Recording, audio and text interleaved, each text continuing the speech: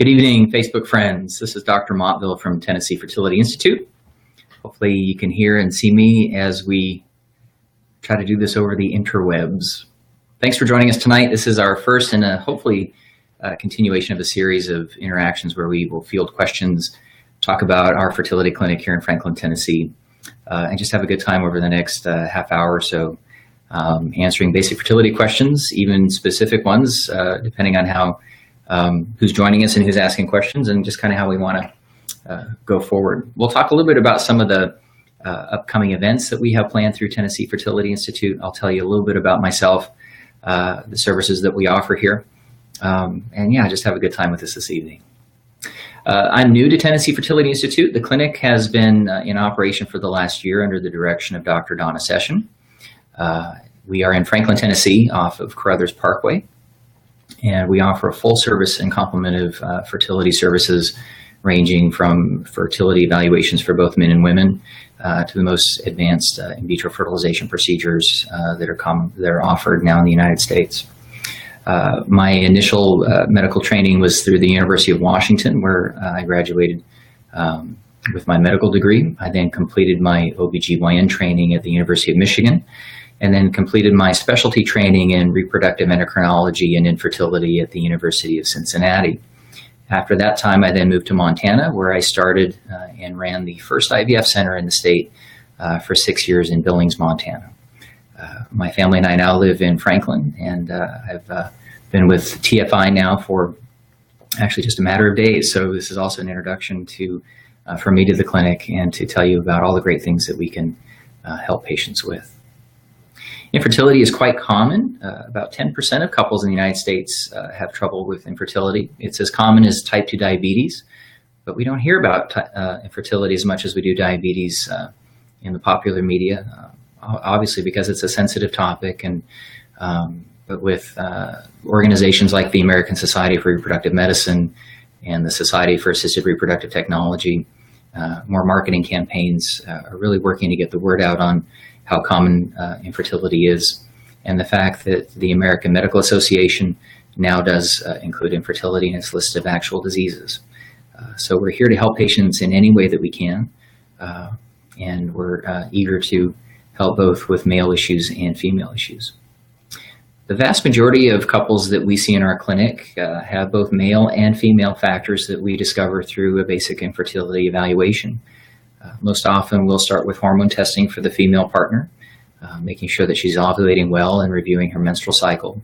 We'll then also offer semen analyses for men.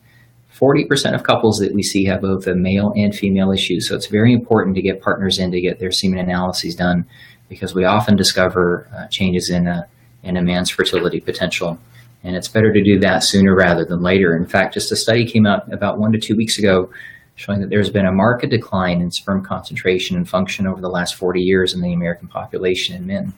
So it's one of the easier tests that we can do, and certainly one that we recommend right off the bat. Other fertility evaluations that are common is a test called an HSG to check one's tubes to make sure that the tubes are open, and then a thorough evaluation of any other past medical history. We often see patients who've had a history of ovarian surgery, abdominal surgery, even surgeries from childhood like an appendicitis can cause problems with scar tissue in the tubes in the future, and that is sometimes often missed. Another common surgery that's performed that may cause problems with fertility is a C-section. We often see couples who already have 1 or 2 children, but after a C-section, scar tissue can form and cause problems with tubal factor and fertility. So we really go through that in a lot of detail, both the male and the female past history in the evaluation. We really try to take our time here at TFI to visit with patients. A new patient visit will take anywhere from 30 minutes to an hour. We really try to do our due diligence to ask as many questions as we can to really try to get to know you and your partner as best we can. After that initial visit, we'll often have people come back for blood testing, ultrasound, and physical exams. And that way we can do more diagnostic testing to see if there's a problem that we can discover. We also at that time will go over treatment options if we think that it's prudent at that time. So that's kind of just a general summation of some of the options that we offer here at Tennessee Fertility Institute. But we're really excited to be here in Franklin, and certainly looking forward to fielding some questions tonight. My friend Jenny is here with me. She's actually taking the questions as they come in. And so you'll be seeing me kind of looking over at her from time to time. Okay, yeah. If you want to talk about that. So we're offering a fertility roundtable. I'm really excited about this. We have 6 practitioners in the Franklin area who will be participating in this event. We're calling it a roundtable discussion where people will be able to sit with either Dr. Session or myself, as well as a clinical psychologist, Dr. Coleman. She specializes in the emotional aspect of fertility to help couples through not only some of the anxiety, fear, and depression that accompanies fertility, but also recurrent pregnancy loss. And we're big believers in emotional health as we go through with fertility evaluations. We also have an acupuncturist, Rachel Davis, who will be as 2 of our licensed genetic counselors. Genetics has become a huge part of the fertility evaluation as couples prepare to build their families. About 2% of couples that we see may have a genetic issue that may impact a couple's family building and potential issues and metabolic diseases that their children might have. So we also offer genetic screening tests, and our 2 genetic counselors really do a great job of going over those results with couples to really help them understand their results better. And so again, that individual care that we really try to optimize here. So that date, the roundtable, is Tuesday, August 22nd, and it starts at 6 p.m. Each of us will give a quick introduction, and then the discussion forum will start at 6:30. And that's going to be at the Hilton Garden Inn at 9150 Carruthers Parkway. It's right next door to our office here at TFI. And for more information, you can go to tnfertility.com/events. And again, we're calling it the Let's Talk Baby Roundtable. So a great opportunity to come for free, have a discussion, pick our brains, ask as many questions as you want to. And we're big believers in getting out information as best we can to really try to educate people. So Let's Talk Baby Forum on August 22nd. Okay, so we've got a question. How long should I wait to see a fertility specialist? So first question, how long should one wait until they see a fertility specialist? It's a great question and a common question.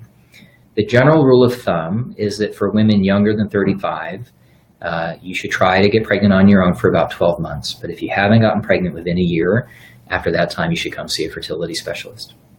If you're 35 or over, we recommend trying no more than 6 months. And if you haven't had success by that time, then it's time to come see one of us.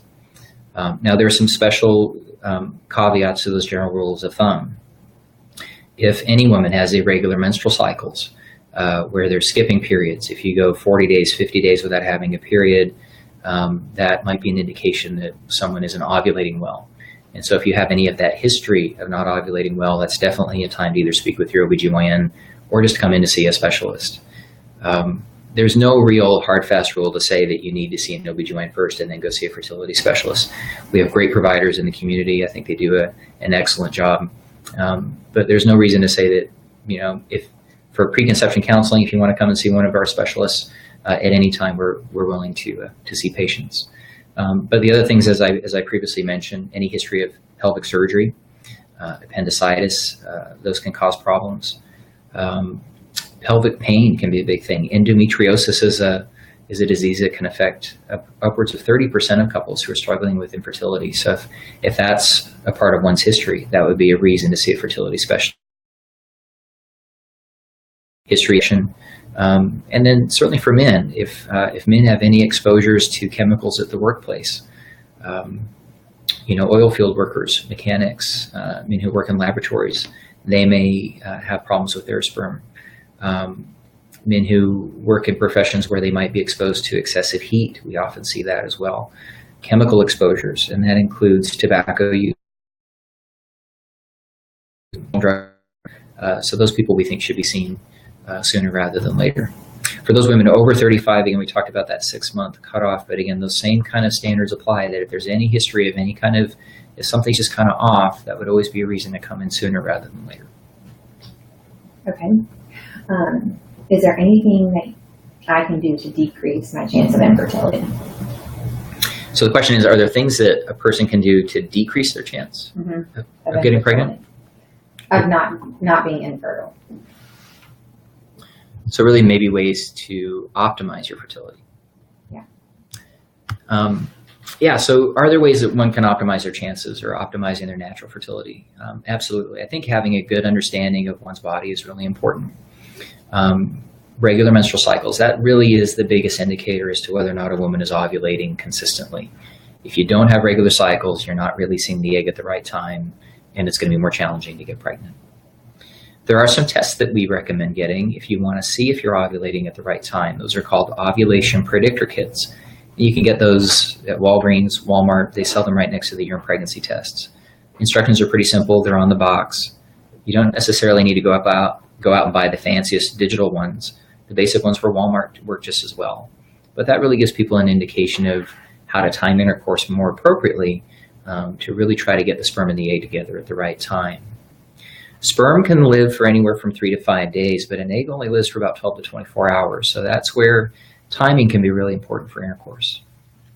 We really focus a lot on good, healthy habits as well, making sure you're getting 7 to 8 hours of sleep a night, eating a diet rich in fruits and vegetables, low on simple carbohydrates, getting good levels of protein. Diet and exercise is really important when it comes not only to just getting pregnant, but also having a healthy pregnancy. And that's why we think that it's important to work with a couple's OB/GYN doctor to really have seamless transition of care, but also to optimize that pregnancy. We're interested not in just you getting pregnant, we're interested in having a good, healthy pregnancy and a good, healthy family. So those are the big things. Certainly exposures. Caffeine, we recommend no more than 2 caffeinated beverages a day. Smokers, we really encourage people to try to quit. Exercise is good, not only anticipating pregnancy, but is good throughout pregnancy, certainly in moderation, but really they're just those kind of healthy lifestyles. There's a really great website called lifechoicesandfertility.com. It's put out by a group in California, and they have lots of great options and web links for information to read on dietary supplements, the effect of excess weight on fertility. That's also something that we see quite commonly. So that's another good resource. Again, that's lifechoicesandfertility.com. Those are all ways that you can optimize your fertility at home. Okay. So I hear about egg freezing, but I don't know if and when I should consider.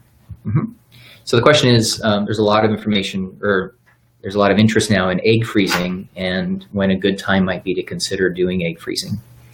An interesting study came out about a year ago that did lots of population demographics looking at kind of when the optimal age would be to freeze eggs if a person either hadn't met a partner or if a couple just isn't interested in building their family quite yet. And the conclusion based on that paper was by age 37, that's really kind of the time that a woman should be freezing her eggs. We know that fertility starts to change for women around age 32 to 33. And that's all because as a woman gets older, her eggs start to change and the quality of those eggs start to change. And by quality, I mean more about the health of the proteins and importantly, the chromosomes in those eggs. That's why changes as women get older, we start to see increased risks of miscarriage as well as chromosomal problems like Down syndrome. So by freezing eggs prior to age 37, not only can we optimize the chance of pregnancy in the future, but we can also try to decrease the chance of a miscarriage or the risk of a miscarriage that women over 37 will have more difficulty with. For women younger than 37, and really younger than 30, we typically don't recommend freezing one's eggs unless there's an overriding health issue. So if a woman has a diagnosis of lupus and might harm the ovaries, or breast cancer, or any kind of malignancy where they may need chemotherapy, any incident that may affect the change of the eggs, those would be important people to see to consider egg freezing. For women over 30, it really does become more of a personal choice. Graduate school, furthering work, career, or if you're just not in a position where you're ready to build a family, those are all times that we would consider and recommend freezing one's eggs to use then in the future. Eggs can be frozen indefinitely. So if you're 32 and you freeze your eggs, but you don't want to build your family until you're 38, when you're 38, you'll still have the eggs of a 32-year-old that have been frozen. And so those embryos will be the embryos of a 32-year-old egg. And so that's how we can kind of use the egg freezing process to kind of help us manage time a little bit better. For women over 37, we can certainly freeze eggs for those patients as well. But because of the chromosomal changes in the eggs, sometimes the eggs aren't of as good a quality as we obviously would expect them to be, say, at age 27. So sometimes couples or women have to go through 2, 3, sometimes 4 cycles of egg freezing to build up the number of eggs that they might have frozen that they could then use in the future. By age 40, 70% of eggs, so 7 out of every 10 eggs at age 40, will have chromosomal problems that would result in either a lack of pregnancy or chromosomal issues with the pregnancy that might result in miscarriage. And so that's why we really do encourage people to consider egg freezing, at least by age 37 or certainly before age 40. Okay, what are some ways to increase sperm motility and morphology? So the question is, what are ways to increase sperm motility and morphology? When we do the semen analysis, we look at 3 important factors: the concentration, or the count, the motility, or how well they're swimming, and the morphology, or the shape of the sperm. Motility is interesting because sperm can either twitch back and forth, they can swim in circles, and it's really the sperm that are swimming in a forward manner that we're really interested with, because those are the sperm that are going to get up inside the uterus and fertilize the egg in the tube. So that's why motility is so important. How well are they swimming? The other issue is morphology, or the shape of the sperm. The vast majority of sperm that men make have abnormal shapes, and that can affect the head of the sperm, the tail, the midpiece. And we think that the more abnormal shape that we see of the sperm, the less likely it will be to fertilize an egg. So there are a couple of things that I recommend for guys to do. One that's interesting is vitamin C. So vitamin C additions, or taking supplements, anywhere from 500 to 1,000 milligrams a day, has been shown in some studies to help improve with both motility and morphology issues. We're not sure about all of the mechanisms of why sperm might change their shape, but one of the current thoughts is the presence of something called free radicals. Free radicals are oxygen species that can affect sperm and attack sperm and cause inflammation. And so by taking antioxidants like vitamin C, we can cut down on the production of that inflammation, and we see improvements in the morphology. One of the biggest things we see are exposures to chemicals that can cause changes with a person's morphology. Number 1 on the list that's most common is smoking, so tobacco use. Also marijuana. So when you're inhaling smoke, whether it's tobacco smoke or marijuana smoke, it's going to generate a lot of inflammation of those free radicals that can cause problems. Nicotine in and of itself has been shown to decrease sperm motility and morphology. We're not sure why that happens. So whether or not there's a big change between, say, smokeless tobacco or smoking, that's why just across the board we recommend trying to stop if you can, or if anything, at least try to cut down. Heat exposure is a big thing. One of the myths in the past has been to limit hot tub use, briefs versus boxers. That really doesn't change those parameters that much. Another interesting thing for sperm is it takes 60 days from the start of one sperm to start out as a stem cell to become a functioning, mature sperm. And so anything that can happen during those 60 days can affect the sperm that we see. So a semen analysis that we might get, say, today on August 2nd, really shows us everything that's happened over the last 60 days. So the flu, for example, and had a really high fever in the middle of June, we might see a sharp decline in the number of sperm that we see on the semen analysis from today. So for men, a lot of it is the duration of exposure, whether it's smoking, marijuana, heat exposure, all of those things that can contribute to it.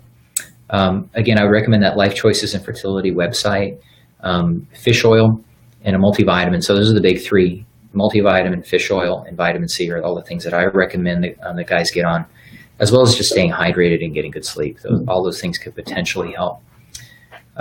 Another common cause that we start to see changes in the morphology of the sperm is something called a varicocele. It's an expanded collection of veins in the testicle that keep the testicle from cooling off like it normally should. So if we start to see prolonged changes in a man's semen analysis, I usually recommend seeing a urologist for a physical exam, because if a varicocele is present, it could potentially be surgically corrected, and that can fix the problem in a lot of people.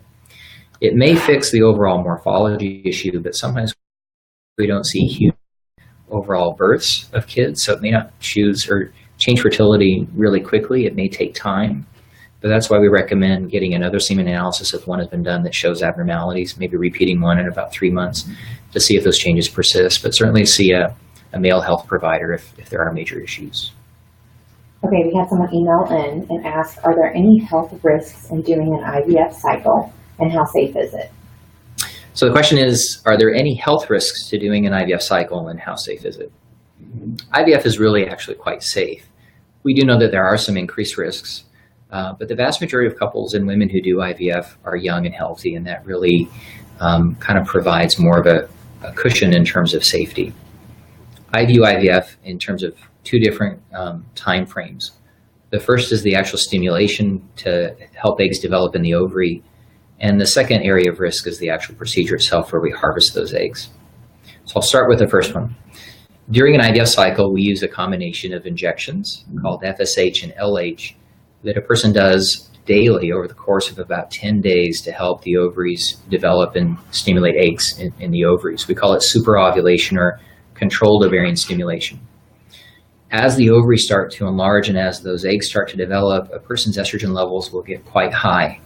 And very rarely that may increase a woman's chance of developing a blood clot in the legs that could theoretically break off to the lungs. Now that risk is really, really rare. Typically the people that might have problems with that are women with a pre-existing clotting problem, something called factor V Leiden deficiency.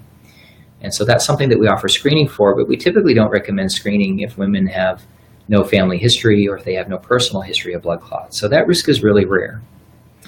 One of the other rare risks is that as the ovaries enlarge, they can start to twist around and cause something called an ovarian torsion.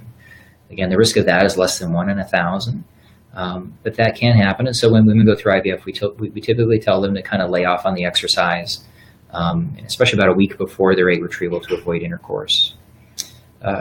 Some mild discomfort, cramping, some pelvic discomfort, those can be common. As we get closer to the time when the eggs can be harvested, there is an increased risk of developing something called OHSS, or ovarian hyperstimulation syndrome. We see this more in women who have something called polycystic ovary syndrome. And in that group of women, we see in about 3% of women overall who do IVF who may develop this OHSS. OHSS is where, because of the high levels of estrogen, the body's capillaries start to become a little leaky, and fluid can accumulate in the belly, sometimes in the lungs, and very rarely in the brain. We're able to catch it much earlier now than we were, say, 20 years ago. And we have lots of different protocols now where we can really decrease the chance of that happening with some of the medications that we use.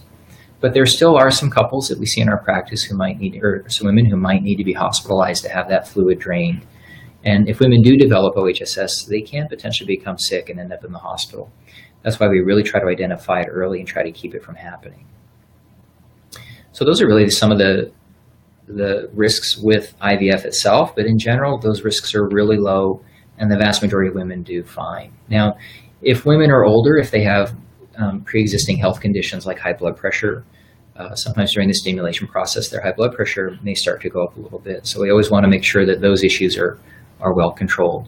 But that, as specialists, we really take a look at a woman's past medical history to really see if women are at increased risk if they do IVF.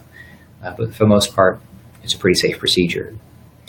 Now, the procedure itself is called a transvaginal retrieval. We use a small needle that goes through the back wall of the vagina. We use ultrasound guidance so we can tap into each one of those follicles. And as with any surgical procedure, there's a potential chance for damage with the needle. Again, that risk is less than 1 in 1,000, but those risks include potentially damage to the bowel or the bladder. Sometimes blood vessels can be nicked or damaged. There can sometimes be bleeding from the ovaries. But again, in the vast majority of patients, the procedure takes about 25 minutes. They go home that afternoon and they're back at work the very next day. We really keep a close eye on patients if they have any problems afterwards. But in conclusion, really, it's a very safe procedure for the vast majority of patients. But that's why we do such careful monitoring and a close evaluation of women before they actually go forward with the procedure. Okay, so our last question for the evening. You mentioned that you have genetic counselors at your practice. When should someone get genetic testing? Great question. The question is, we have genetic counselors at our practice. When do we recommend seeing a genetic counselor? And which couples might want to see genetic counselors sooner than others?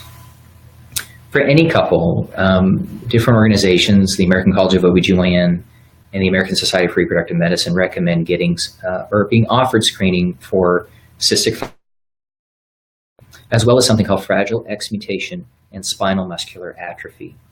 Cystic fibrosis is a leading inherited cause of, or the leading inherited disease in Caucasians. 1 in 24 people will be a carrier of the gene that causes cystic fibrosis. And it doesn't necessarily matter if it runs in your family. I tell people it's more about who you're trying to have babies with. So at any time, if couples are interested in any kind of genetic problems, and if they want to visit with a genetic counselor, we certainly think that's a great option for them. The more information, the better. But we offer screening tests where people can get screened for some of these genetic diseases. And if they come up positive as having a potential issue, then that's when we would recommend referral off to a genetic counselor.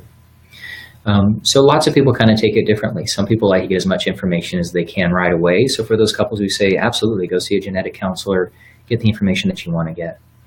For those couples who want to do screening first, then we offer the screening. The results come back typically in about 1 to 2 weeks. And then if there are no mutations that come up on the screening, then most couples feel okay going forward with the process without seeing a genetic counselor.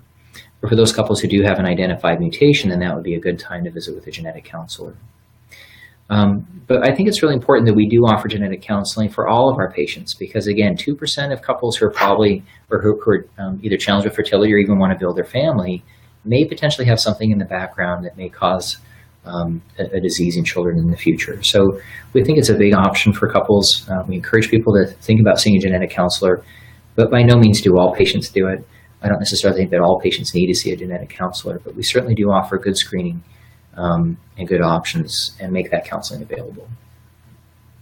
So one last comment, not question, but comment that I'm going to show you, and then you can look up. So a patient said, hi, Dr. Montville. Nate has the cutest little smile that I have seen in a long time. Kelsey, it's good to see that picture. Thank you. It looks awesome. Yeah. Well, we really appreciate you guys tuning in tonight. It's an exciting time in our clinic. And, I came here to Nashville a couple years ago, knowing that it's a burgeoning community and just how alive the city is. And I think one of the great things that we can offer here at TFI is a really tight-knit staff. I've been really impressed with the staff here. And we really want to focus on one-on-one contact with people where we can really visit with people, get to know you, and really be here for you as a supportive group as you go on with this journey. We do preconception counseling visits. We help couples who've been struggling with this journey for anywhere from 6 months to 6 years. And I always think that if it's a matter of a second opinion, it's always good to get another set of eyes on either past lab tests or past recommendations. If couples have needed fertility therapy in the past, that doesn't necessarily mean that they need it in the future, but we're here to help couples as best we can. That's our passion. That's why we want to be here. We want to see pictures like Nate's, but we know that's not in everybody's future as well. And so we also take pride in helping couples as best we can through the challenges and the emotional challenges that also come with this journey. So I hope that you'll come visit us here at TFI. We're open to questions at any time. We do offer free second opinion consultations. If you've seen a reproductive endocrinologist within the last 6 months, you can come and see one of us for a 30-minute consult, and we won't charge you. We think that it's important to get that information and to really help people make the best decisions that they can for them and their families. But it's an exciting time here at TFI. It was great to be with you tonight, and look forward to seeing some of you in the future and hopefully at the roundtable on August 22nd. Thanks again for joining us.